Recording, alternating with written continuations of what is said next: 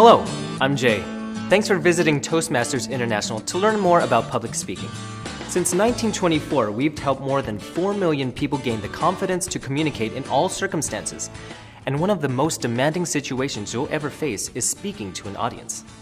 Here are some time-tested tips to help you prepare so that you feel empowered to impress others.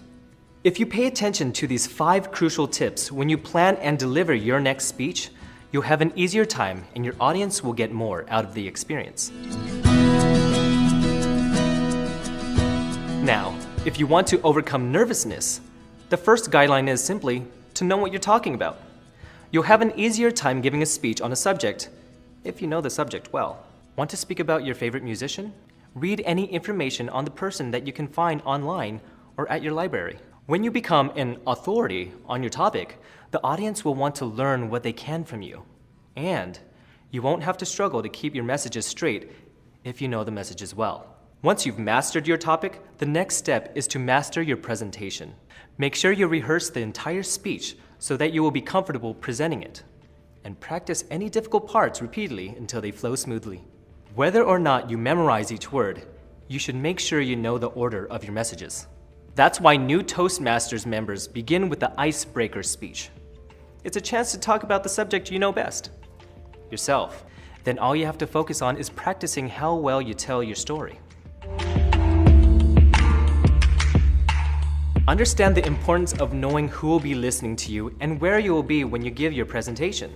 Both the audience and location can create limitations that are important to understand. For example, if you are a researcher, you might speak about the math behind your work.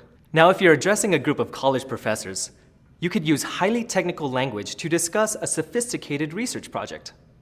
Would you do that if you were describing your work to a group of school children? For young kids, wouldn't it be better to talk about how people learn things through research?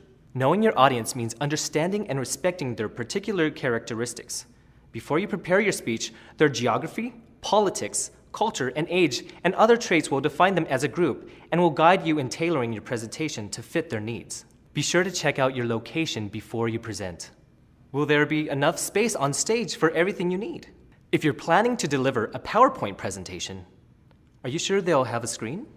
Or have you been placed in an outdoor amphitheater with too much sun for anyone to see the screen? What about audience size? Will a sound system be available if you need it? All these questions are important to answer before you take the stage.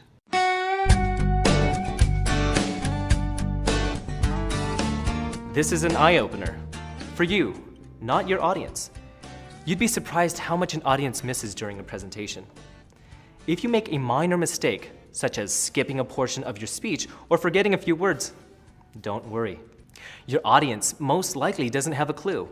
Just keep going, and you'll find your way back on track with your next point. If you apologize, you call attention to the wrong part of your presentation, which takes away the important point you want to make.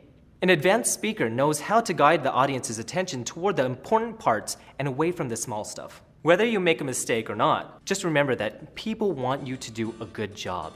And because of that, they're rooting for you. It helps to remember this with the next tip.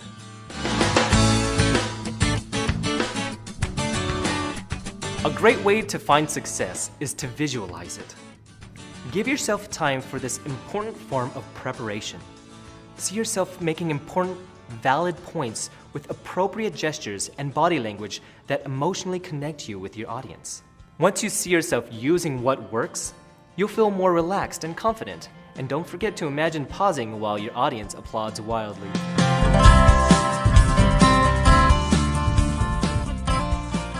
Some beginning speakers let their nervousness win because they make the mistake of focusing entirely on themselves. When something goes wrong, for example, your reaction can cause your voice to shake. Then all you hear is a shaky voice. That becomes the focus of your thoughts. But remember, you're giving a talk for an important reason. Keep that reason in mind and focus on what's really important, your message. Find the passion to entertain, educate, inspire, or motivate your audience, and you'll find your purpose and your voice. For more information on public speaking, please visit a Toastmasters Club. Find a location near you at www.toastmasters.org.